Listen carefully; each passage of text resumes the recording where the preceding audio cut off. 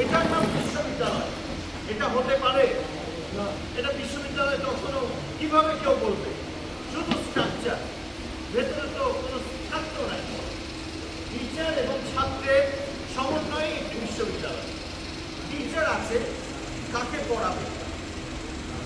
এই শূন্য থেকে মনে হয় বাংলাদেশের ইতিহাসে কোনো বিশ্ববিদ্যালয় আছে কিনা জানি না। শুনতে পাচ্ছেন? কোনো বিশ্ববিদ্যালয় আছে কিনা জানি না। 2 বছরে মাত্র 100 জন স্টুডেন্ট নাই। আমার মা আমাকে বলল, যে কারণে আমার একটু কান্না পেয়েছিল, কান্না করতে হয়েছে, আমার তো মনে হয় তুমি সাকসেসফুল হবা না, মানে সফল হবা না। আর তোমার বাবার যা কিছু আছে এটা দিয়ে সব চলে যাবে। কেননা বাংলাদেশে যে কোনো ব্যবসা, সব কিছুই একটা ব্যবসা, এভাবেই তো দেখা হয়। এটা তো নিজের মতো একটা ব্যবসা, আমার ব্যবসা না হয়ে যে কোনো কিছু, বিশেষ করে বিশ্ববিদ্যালয় খুব তাড়াতাড়ি ছাত্র অনেক পেয়ে যায়, কেননা তারা ভিন্ন কৌশলে করে। আমার কৌশলটা ছিল পুরো স্রোতের বিপরীতে, পুরোটাই। সেই কি কৌশল সেটা পরে বলবো। কি চেয়েছি সেটা আসলে এভাবে দেখলে বুঝবেন যে ইসরায়েলটা কেন আলাদা, আজকে কেন সবাই আলাদা মনে করে। এটা প্রথম দিন থেকে আলাদা। যখন আপনি প্রথম দিন থেকে আলাদা, আপনাকে সবাই আলাদা করে দেখবে এবং সবাই মনে করবে এটা আরো বেশি করে দেখা দরকার, এটাকে আরো সময় দেওয়া দরকার। এখনই আমি যাব না, এখনই আমার ছেলে মেয়েকে আমি ভর্তি করাবো না, একটু বুঝি কি করতে চাচ্ছে। এখানে তো একটু পাগলামো আছে বলে মনে হয়। আমি আমার ছেলে মেয়েকে কোথায় দিচ্ছি, চিন্তার ব্যাপার। আমিও সেটা বুঝেছি, বাট আমি জানি সময় অনেক বড় বিষয়। সময় অনেক কিছুকে সঠিক করে দেয়, আবার সময় সঠিকই করে এবং যেটা ধ্বংস হওয়ার সেটাকে ধ্বংস করে দেয়। 17 বছর লেগেছে এই ফ্যাসিজমকে ধ্বংস করতে। জানি না বাস্তবিক অর্থে হলেও আমাদের মনে ফ্যাসিজম রয়ে গেছে কিনা সেটা আমরা যাকে প্রশ্ন করতে পারি, যে আমাদের ভেতরে এই ধরনের কোনো কালচার ঢুকিয়ে দেওয়া হয়েছে কিনা যেটা ধ্বংস হতে আরো সময় লাগে। কিন্তু অবশ্যই দৃশ্যত ইতিহাসে আমরা একটা ইতিহাসের মধ্যে পড়ে গেছিলাম কত সম্ভব। তাই কোনো একটি ঘটনাকে ধরে সবসময় বাস্তব সবকিছু নির্ধারণ করে না, সময় দিতে হয়, বোঝা যায় কি হতে যাচ্ছে, সময় বলে দেয় কেমন হবে। কিন্তু এই সময়টাতে ভালো কাজ করে যেতে হয়। যুদ্ধে নামলে যুদ্ধের মতো সৈনিকের মতো আচরণ করতে জানতে হয়, কৌশল জানতে হয়। যাই হোক, আমার আব্বার সাথে আমি যে বিষয়টা বোঝাতে চেয়েছিলাম আপনাদের নোমান ভাইয়ের বিষয়ে, সেটা হলো উনি 5 জন দিয়েও মিটিং করতেন, 5 জন থেকে 10 জন করেছেন।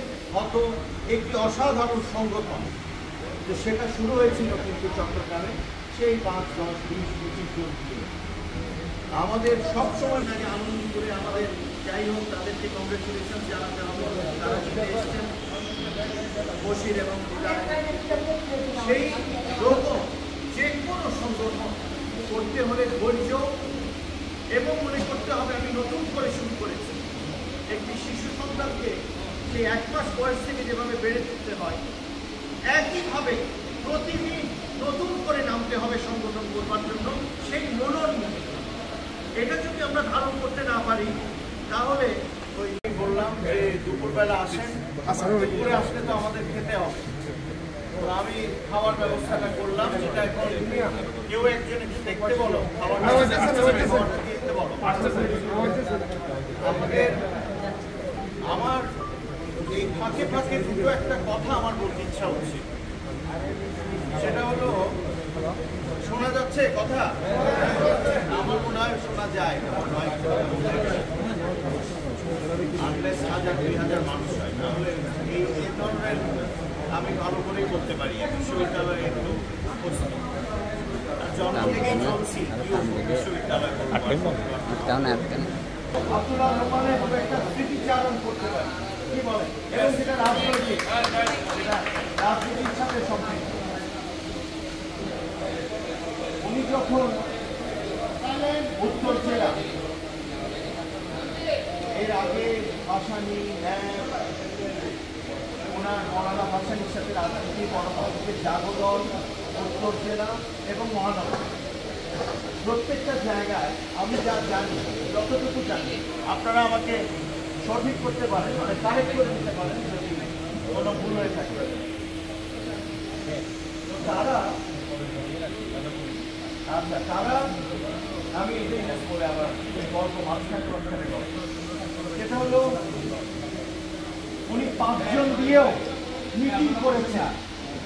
উনি আমার মনে হয় সবাই একটু ঘনিষ্ঠ আর একটু কাছে এসে বসলে সবাইকে একসাথে 5 জন দিয়ে, হ্যাঁ এদিকে একটু সরছে।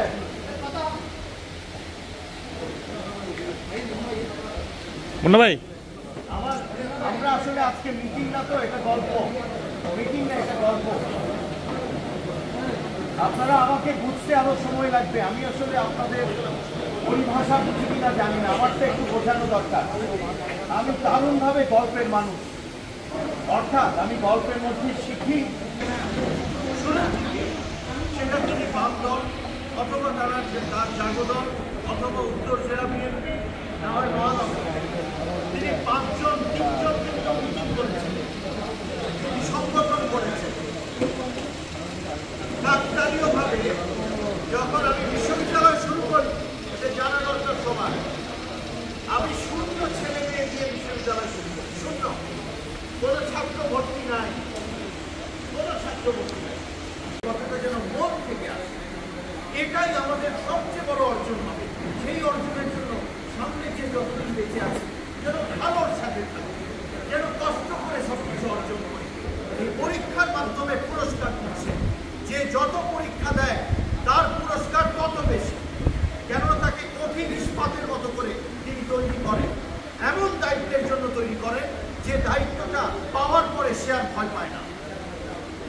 আপনারা আমাদের হাদিস শরীফ থেকে আমাদের যা কিছু করবেন ধর্মে, একটা কথা আছে, সেটা হলো আমাদের নবীদের সবচেয়ে বেশি যুদ্ধ করতে হয়েছে, আমাদের সবচেয়ে বেশি পরিশ্রম করতে হয়েছিল, পরীক্ষার মধ্যে দিয়ে যেতে হয়েছিল আল্লাহর পয়গম্বরকে। এটা একেবারে মানে সে আমাকে কোনো না কোনোভাবে আরো শক্ত করবার জন্য, আরো দক্ষ সংগঠন করবার জন্য এটা আমাকে পাঠিয়েছেন আল্লাহ তাআলা। এভাবে যদি না দেখেন জীবনকে, তাহলে আমরা একসাথে কাজ করা খুব কঠিন হবে। আব্দুল্লাহ বলে এটা আমার দেখা, সেজন্যই তো কি পাই আর না পাই আমরা আছি কোথায়? শুধু নোমান ভাই ভিআইপি টাওয়ারে আমরা আছি, মাঠেও এভাবে নোমান ভাইয়ের সাথে আছি। কেননা কালকেও একজন আমাকে বলছেন, নোমান ভাই এমন একটা চরিত্র দিয়ে গেছেন, আমার ভেতরে, যে আমি খারাপ কাজ করবার সময় নোমান ভাইয়ের কথা মনে হয়। আমি মন্ত্রী থাকা অবস্থায়, যাই হোক নাম না নেই, এখন উনি বিব্রত না হন, সে মন্ত্রী এখানে বসে আছেন একজন, সে মন্ত্রী থাকা অবস্থায় 2-1টা ব্যবসা এটা ওটা আছে না, যে একটু দেই নোমান ভাই, এটা একটু করে দিলে একটু অন্যভাবে টাকাটা এসে যায়। এটার নামই তো ওই যে বললাম চরিত্র, একটা সত্তা। এই সত্তাটা আপনাদের মাঝে যে তিনি প্রথিত করতে পেরেছে, তাকে টানবেন, এই কথা লেগেছি তো বোঝেন আমি কিভাবে এটা বাংলাম। যাই হোক, মানে আব্দুল্লাহ নোমানের যা কিছু, এটাকে আপনি ধারণ করবেন, অর্থাৎ আপনি অবশ্য যতটুকু যা কিছু আমি ওনার কাছ থেকে শিখতে পেরেছি, যে অসাধারণ কিছু বিষয় জীবন চলবার পাথেও, রাজনীতি করবার জন্য পাথেও, পারিবারিক জীবন থেকে শুরু করে প্রাতিষ্ঠানিক যে কোনো বিষয়ে ওনার দৃষ্টিকোণ, ওনার দৃষ্টিভঙ্গি, এটার নামই লেগেছি, এটাকেই টেনে নেওয়ার নাম লেগেছি। আমি এই আদর্শটাই হচ্ছে এটাকে ধরে রাখার মানেই লেগেছি। পদ পদবি, এমপিত্ব, মন্ত্রিত্ব, এটা পেলেন, না পেলে না পেলাম, আমার তো কাজ করতেই হবে মানুষের জন্য। এখানে তো আমার দায়িত্বটা তো অনেকটা, এটা আমাকে আল্লাহ সুবহানাহু ওয়া তাআলাই দিয়ে দিয়েছেন, তার সন্তান হিসেবেই আমি পেয়ে গেছি, অতএব আমাকে তো এটা করতেই হচ্ছে। অতএব আপনারা আমাকে হারাবেন না, আপনারা যদি চান তখন আমাকে হারাবেন, এবং বললে দিলেই হবে যে আমি ব্যক্তিগতভাবে আপনার সাথে কাজ করছি না, ইট ইজ ওকে। কিন্তু আপনাদের এজন্য আমি বলছি, আমি তরল পদার্থের মতো, আপনারা যেভাবে চাইবেন আমি সেভাবেই থাকবো। আমাকে যে আসনে বসিয়েছেন ভিআইপি টাওয়ারের উপরে, এই চেয়ারটায় আমি প্রথমে বসতাম না, আমি কিন্তু বসি নাই, আমি অনেক দিন এই চেয়ারে বসি নাই। আমাকে জোর করে বসানো হয়েছে, এটাই না বসলে আমরা নোমান ভাইকে পাচ্ছি না। আমি আপনাদের জন্য বাধ্য হয়ে বসলাম। আমার কিন্তু ওই চেয়ারে বসার আমি যোগ, ওটা আমার জন্য ধৃষ্টতা, চরম ধৃষ্টতা, ঔদ্ধত্য আমার কাছে। আমাকে জোর করে ওখানে বসানো হয়েছে, কেননা আপনারা দেখতে চাচ্ছেন প্রতিচ্ছবি, অতএব আপনারাই আমার শেকটা দিলেন। আমাকে বারবার বলা হয়েছে, আমি এই কারণে একটু বলে ফেললাম, একটা কারণেই, সেটা হলো আমার মনে হয় আমি ছেড়ে দিই, এখানে অনেক অনেক অনুভূতির বই প্রকাশ হয়ে যাবে। যে বই প্রকাশটা কি আজকে সমীচীন হবে কিনা আমি জানি না। আমি বিব্রত হয়ে যাব, আমি বিব্রত হয়ে যাব। এই জন্য আমি একটু সময় নিয়ে আমার কিছু আলাপ আপনাদের জানালাম, আমার মনের কিছু কথা। সবসময় একটু দৃঢ় চিত্তে থাকবেন, মনটা শক্ত করে ভালো কাজে নেমে পড়বেন। সবসময় স্বার্থ দেখব না আমরা, তখনই আমরা মানুষের কাছে ওই দোয়াটা পেয়ে যাব। আমি বুঝে গেছি আব্বা চলে যাওয়ার পরে দোয়া কিভাবে পেতে হয়। আব্বা যাওয়ার আগে বুঝেছিলাম, কিন্তু এত গভীরভাবে বুঝি নাই। এই দোয়ার সমান কোনো পদ নাই, এই দোয়ার সমান কোনো আসন নাই, এই দোয়ার সমান কোনো মন্ত্রণালয় নাই। আপনারা বিশ্বাস করুন আমার কথা। ওই কৌশল, ওই জিতে যাওয়া, এটা আছে, কিন্তু তার চেয়ে বড় আমরা এই আদর্শিক রাজনীতিটা করব নাকি করব না, করলাম না, অন্য পথে হাঁটলাম না, আমি এই পথেই হাঁটব। ধন্যবাদ। আমাদের মনে হচ্ছে পূর্ব পরিকল্পিত, আসলে একেবারেই তা ছিল না। এই দুটো টেবিল কোথা থেকে এসছে আমি এটাও বুঝলাম না। আর খাবারের ব্যবস্থাটা আমি করেছিলাম, আমি বুঝতে পেরেছিলাম অনেকে চলে আসবেন, তাই আমি ওটা হয়তো গতকাল রাতেই ব্যবস্থা করেছি। আপনারা জানবেন যে আমি হয়তো কারো সাথে কথা হয়েছে, কারোর সাথে হয়নি। যাদের সাথে হয়নি তারা জানেনই না, হয়তো কোনো না কোনোভাবে মেসেজ পান নাই, অথবা তারা নিজেরা আজকে খুবই ব্যস্ত। যেমন আমাদের শায়েস্তা সাহেব, উনি কুমিল্লা গেছেন, এরকম অনেক কিছু আছে। তোতন সাহেবের আরেকটা ব্যস্ততা ছিল, আমাদের শ্রমিক দলের নাজিম সাহেবের আরেকটা। তো আমি আসলে এখানে কোনো আয়োজনের আমি কিছু পূর্ব পরিকল্পনা মতো কিছু এখানে হয়নি। এখানে আপনারা স্বতঃস্ফূর্তভাবে এবং আমার সাথে যাদের যাদের মেসেজ হয়েছে, কথা হয়েছে, তারা এখানে এসছেন। তাই আপনারা যে এসছেন এবং এতক্ষণ বসেছিলেন, আমার প্রথম প্রশ্ন হলো আপনারা খেতে পেরেছেন কিনা, আপনারা ভালো করে খেয়েছেন কিনা? ধন্যবাদ, আলহামদুলিল্লাহ। আমার আজকের দিনটা খুব আনন্দের একটা দিন, এই বইটি প্রকাশ হবার কারণে। আমরা আসলে এমন কিছু কাজ করে যেতে চাই যার যার অঙ্গনে, যেন সেটা আমরা মৃত্যুর পরেও সেটা নিয়ে আলোচনা হয়, অথবা কোনো না কোনোভাবে সেটাকে অন্য কেউ স্পর্শ করতে পারে, অথবা বুঝতে পারে, জানতে পারে সেটা সম্পর্কে। আমরা যে আদর্শের রাজনীতি নিয়ে আলাপ করেছি উপরে, আপনারা কে কে ছিলেন, আমার এখন সবাই হয়তো ছিলেন না। আমরা বলছিলাম যে আদর্শিক রাজনীতিকে, এখানেও বলেছি আমাদের মূল কাজ আদর্শিক রাজনীতিকে মনে প্রাণে ধারণ করা। এটা খুব কঠিন কিছু নয়। বাবা মা কখনো নিজে খারাপ হলেও সন্তানকে বলে না তোমরা একটু ঘুষ খেও বড় হয়ে, অথবা বলে না তোমরা অন্যের সাথে দুর্ব্যবহার করো। যা কিছু বাবা মা বলেন সন্তানকে, সেটার নামই আদর্শ। যা কিছু আমাদের ধর্ম, এখানে যেহেতু আমার মনে হয় না অন্য কোনো ধর্মের মানুষ এই মুহূর্তে আমি দেখতে পাচ্ছি না, থাকলেও থাকতে পারেন, কিন্তু আমাদের ধর্মেও যা বলে সব কিছু, এবং নবী করিম সাল্লাল্লাহু আলাইহি ওয়াসাল্লাম যেভাবে চলতেন সেটাই আমাদের আদর্শ।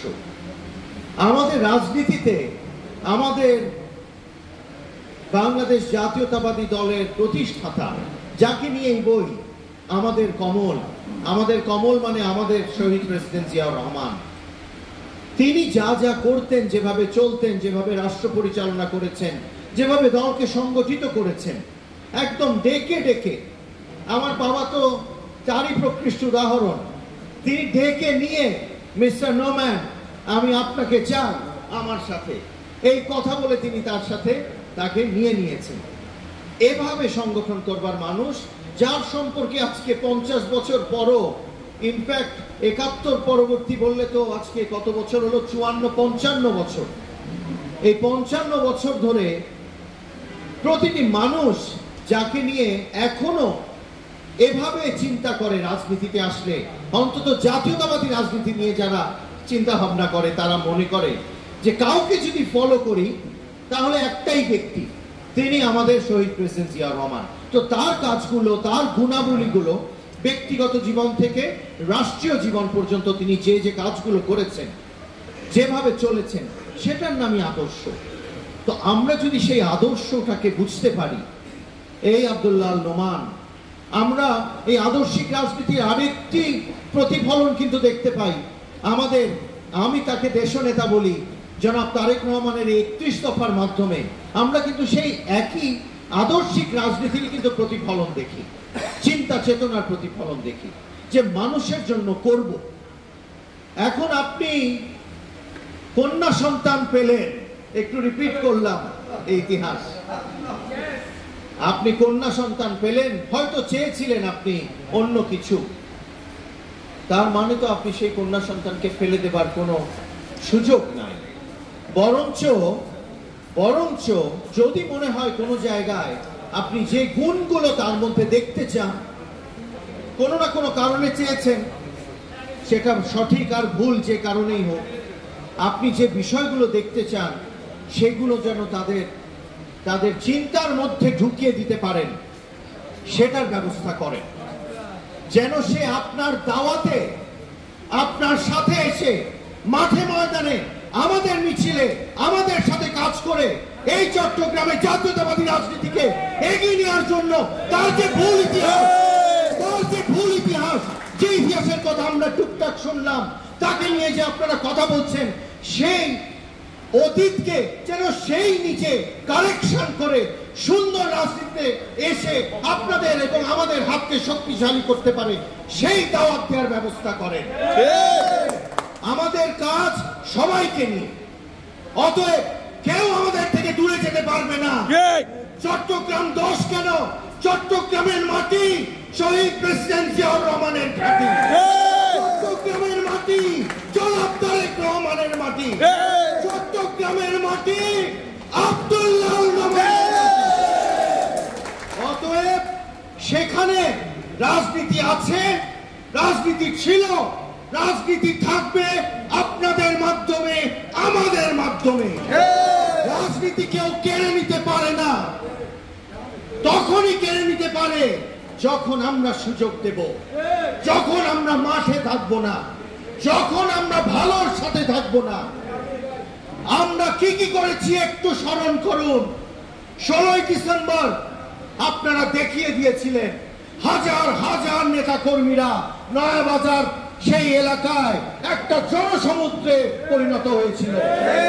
তার মাধ্যমে আমরা জানান দিয়েছিলাম আমরা আদর্শিক রাজনীতির সাথে আছি। আমরা ছোট ছোট বাচ্চাদেরকে আপনারা দেখেছেন বিপ্লবী উদ্যানে, সেই বিশ্ববিদ্যালয়ের ছাত্র থেকে শুরু করে একেবারে 4-5 বছরের স্কুল যাচ্ছে যারা, সেই বাচ্চাদেরকে আমরা শহীদ প্রেসিডেন্ট জিয়াউর রহমান বীর উত্তম 2025 স্কলারশিপ দিয়েছি। এই স্কলারশিপের মাধ্যমে আমরা আমাদের দলকে সামনে এনেছি, এই স্কলারশিপের মাধ্যমে আমরা শহীদ প্রেসিডেন্ট জিয়াউর রহমানকে সামনে এনেছি, এই স্কলারশিপের মাধ্যমে আমরা বাংলাদেশে জাতীয়তাবাদী রাজনীতিকে চট্টগ্রামে আব্দুল্লাহ আল নোমানের, শহীদ প্রেসিডেন্ট জিয়াউর রহমানের, দেশনেত্রী বেগম খালেদা জিয়ার, জনাব তারেক রহমানের জাতীয়তাবাদী আদর্শকে সামনে আনা, তাদের কাছে পরিচয় করিয়ে দেবার একটা সুযোগ তৈরি করেছি। আমরা যা যা করেছি, আপনারা প্রতিদিন 33 দিন ধরে এসএসসি পরীক্ষার্থীদের বাবা মাকে আপনারা যেন একেবারে, আমি কিভাবে বলবো জানি না শব্দটা, আপনারা গিয়ে গিয়ে প্রতিজনকে খাইয়েছেন। আপনারা তাদেরকে রোদে যেন তাদের কষ্ট না হয়, তারা যেন বসতে পারে। আপনার নিজ যোগ্যতায় যেখানে কাজ করবে, নিজ যোগ্যতায় করবে। পুত্রের শুধু পরিচয়, পিতার পরিচয়ে পুত্র অটোমেটিক কোনো সুবিধা পেয়ে যাবে, এটা আমি চাই না। আমি কি উত্তর দিয়েছিলাম ওই নিউজেই আছে। ওই বক্তব্যটা আমারই বক্তব্য, আমার বাবার মুখ দিয়ে এসেছে, কেননা আজকে আমিও বাবা। আমার যদি কোনো অর্জন থাকে, আমি সেটা আব্দুল্লাহ আল নোমানের সাথে কেন শেয়ার করব? ঠিক একইভাবে ওনার রাজনৈতিক যে অঙ্গন ছিল, তিনি কেন শেয়ার করবেন? সেই জন্য আমি স্টেজ থেকে দূরে থাকতাম, ওটা ওনার জায়গা। আর আমার বিশ্ববিদ্যালয়ে উনি একটু দূরে থাকতেন, উনি বুঝতেন যে ওটা ওর জায়গা। এই যে পারস্পরিক সম্মান বোধ, এই যে চিন্তা এবং এই যে নেপোটিজম, এটা বাংলা কি না, স্বজন প্রীতি, এই স্বজন প্রীতি থেকে একজন বাবা, একজন চাচাও না, মামাও না, একজন দুঃসম্পর্কের আত্মীয় অথবা পরিবারের অন্য একটু দূরের কেউ না, বাবা যিনি নিজের সন্তানকে নিয়েই ভেবে ফেলেন আমি এটা করলে সবাই কি বলবে, তাহলে স্বজন প্রীতি দেখাবে, এরকম একটা ব্যক্তির সন্তান এবং আপনারা অনুসারী হয়ে আপনারা কোনোদিন আমি জানি বিপথে যাবেন না। আমাদের মূল দায়িত্ব কিন্তু, আমাদের মূল জায়গা কিন্তু কবর, এবং এরপরে আমরা আল্লাহ সুবহানাহু ওয়া তাআলার কাছেই কিন্তু মুখাপেক্ষী। আমি বারবার কথাগুলো বলি, বিকজ এই কথার বাইরে উপরে আর কোনো কথা নাই। অতএব আপনারা স্মরণ করাবেন নিজেদেরকে আমাদের মূল কাজ কি। আমি যে কোনো কৌশল এটা পেতে চাই নাকি এটাকে আমি অর্জন করতে চাই?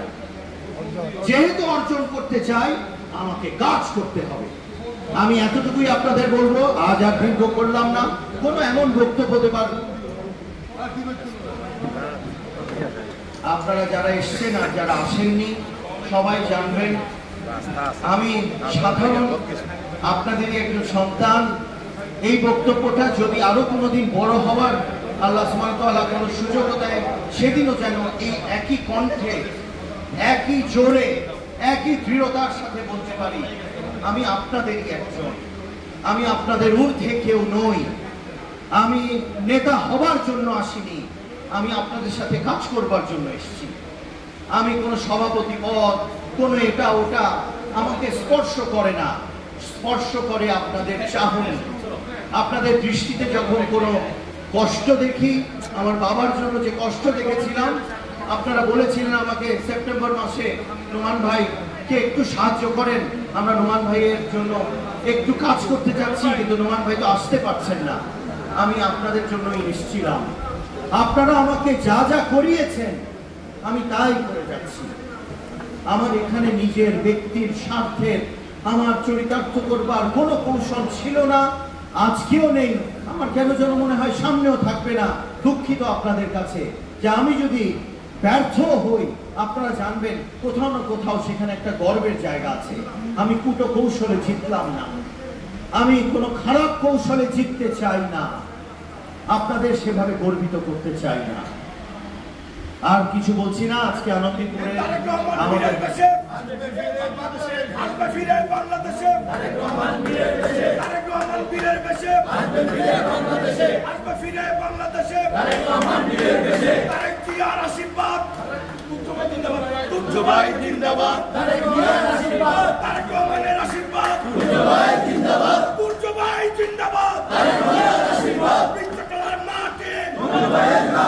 নবনির্বাচিত 11 জন যে সভাপতি, সাধারণ সম্পাদক এবং অন্যান্য সাংগঠনিক সম্পাদক বিভিন্ন পদে যারা নির্বাচিত হয়েছেন, যারা বশির কোম্পানি এবং এবং আমাদের দিদার সাথে আরো যারা আছেন, আমি তাদেরকে আমার শুভকামনা, শুভেচ্ছা এবং অভিনন্দন জানাই। এটি একটি গর্বের, আমি যে কথা বলেছিলাম সেই লালখান বাজার পোড়া কলোনির মানুষেরা কার কাছে যাবে? যদি নির্বাচন হতো, যদি তাদের জনপ্রতিনিধি থাকতো, তাহলে তার কাছে যেতে পারত। এখন তারা পেয়েছে আমাকে। সৌভাগ্য, গর্ব, একেবারে একটা অসাধারণ সুযোগ তারা আমাকে করে দিয়েছিল সেদিন, যে আমি কিছু একটা করতে পারার জন্য উদ্যোগ নিতে পেরেছি। তাই আমার এই চিন্তার সাথে যারা এক সামিল হতে চান এবং সামনে আপনারা যাদেরকে মনে করছেন প্রতিপক্ষ, তাদেরকেও সাথে নিয়ে আসেন। আমরা এক চিন্তায় হাঁটি, জাতীয়তাবাদী রাজনীতিকে আরো সামনের দিনে কিভাবে শক্তিশালী করা যায় সেজন্য সবাইকে দাওয়াত দিই। একমাত্র ভালো মানুষের দাওয়াতেই আরেকজন কোথাও না কোথাও মনের কোনো একটা গহীনে তার অনুভব করে মানুষটি ভালো, নোমান ভাই ভালো, যাই না, আমি হয়তো অন্য মতের ছিলাম, উনি যেহেতু ডেকেছেন যাই। এজন্য আমি বলতে চাই আমাদেরকে সে ধরনের মানুষ, সে ধরনের রাজনীতিবিদ হয়ে সেই মানুষগুলোকে যারা হয়তো বিপথে আছে অথবা যারা ভুল বুঝে আছে তাদেরকে টেনে এনে আমরা ভালোর পথে পরিচালিত করব। আমাদের দেশনেত্রী বেগম খালেদা জিয়ার জন্য আজকে আমরা আবারও একটু দোয়া করি এবং আমাদের বাংলাদেশ জাতীয়তাবাদী দলের এই যে আমি তো ওনাকে শুধু 17 বছরের নেতা মনে করি না, তিনি আসলে প্রায় 3 যুগ ধরে আমাদেরকে কোনো না কোনো ভাবে চিন্তায় চেতনায়, এখন তো পুরোপুরি শারীরিকভাবে তিনি 18 ঘন্টায় আমরা দৌড়াই এখানে, তিনি কিন্তু তার চিন্তাগুলোকে দৌড়ান 24 ঘন্টার মধ্যে 18 ঘন্টায় আপনাদের জন্য। তো সেই তারেক রহমানের জন্য আমরা দোয়া করি যেন আসলেই তিনি বীরের বেশে আমাদের বাংলাদেশে ফেরত এসে আমাদেরকে নেতৃত্ব দিয়ে সেই একটি স্বপ্নের বাংলাদেশ, যে 31 দফার মাধ্যমে তিনি আমাদের একটা অসাধারণ বাংলাদেশের স্বপ্ন দেখিয়েছেন, সেই বাংলাদেশকে যেন তিনি রূপান্তরিত করতে পারেন, তার সেই হাতকে যেন আমরা শক্তিশালী করতে পারি। সেজন্য আপনারা পাশে থাকবেন, আপনারা ঐক্যবদ্ধ থাকবেন তারেক রহমানের নেতৃত্বে। আর আমাদের এই যে শাহাদাত বার্ষিকী পালন করলাম, আমি আবারও বলছি সেই আদর্শিক রাজনীতি যদি আদর্শ শিখতে হয় তাহলে শহীদ প্রেসিডেন্ট জিয়াউর রহমান থেকেই শিখতে হবে। তাই তাদের জন্য আর প্রয়াত তাদের অপর সন্তান প্রয়াত আরাফাত রহমান কোকর আপনার মাগফিরাত কামনা করে আমি আমার বক্তব্য এখানে শেষ করছি। ইনশাআল্লাহ আপনাদের সাথে বারংবার দেখা হবে, প্রতিদিন দেখা হবে, কোনো না কোনো ভাবে আমরা আমাদের দেশের জন্য, জনগণের জন্য কাজ করে যাবো ইনশাআল্লাহ। আসসালামু আলাইকুম ওয়া রাহমাতুল্লাহি ওয়া বারাকাতুহু।